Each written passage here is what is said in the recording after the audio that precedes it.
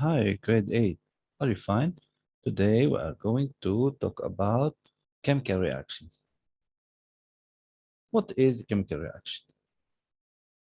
Chemical reaction is a rearrangement of atoms in which some of the original bonds are broken and the new bonds are formed um, to give different chemical structures. In a chemical reaction, atoms are neither created nor destroyed. A chemical reaction, as described above, is supported by Dalton's postulates. Look at this reaction that occurs between dioxygen and dihydrogen, which are the reactants. They react to give a product which is H2O. Okay, so the atoms are rearranged in a new form. Okay, 6 oxygen atoms and 6 oxygen atoms, so they are not destroyed. In a chemical reaction, atoms neither created nor destroyed. A chemical reaction can be detected by one of the following evidences: change of color, formation of a solid, formation of a gas, exchange of heat with surrounding. Evidence of chemical change. A color change. Look at this color that appears. Formation of solid, white precipitate, for example. Formation of gas. Look at the liberation of gas. Emission of light.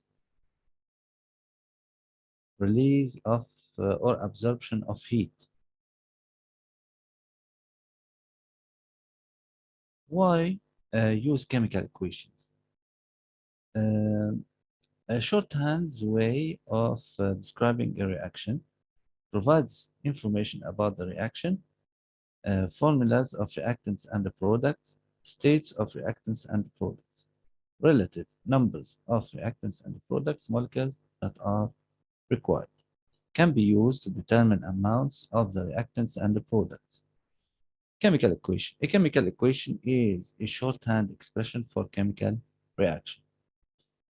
First word equation, aluminum combines with ferric oxide to form iron and aluminum oxide. This is the word equation, which means that um, elements are or materials are expressed by the names, the words. Chemical equation, aluminum combines with ferric oxide to form iron and aluminum oxide.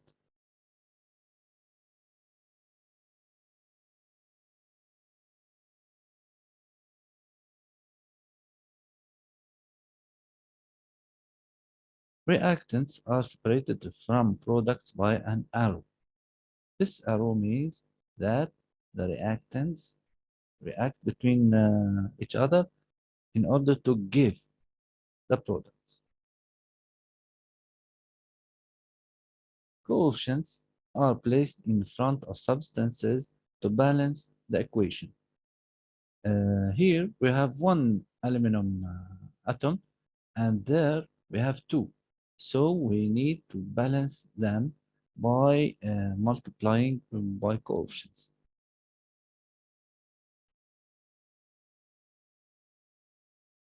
These are the coefficients. And there are the subscript. Reaction conditions are placed over the arrow. The condition here is heat, which means that we are going to heat up the reactants in order to obtain the products.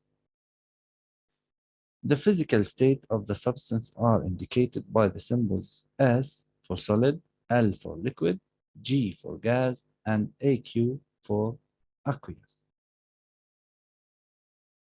Solid, liquid. And this is the end of our lesson. Thank you for watching and goodbye.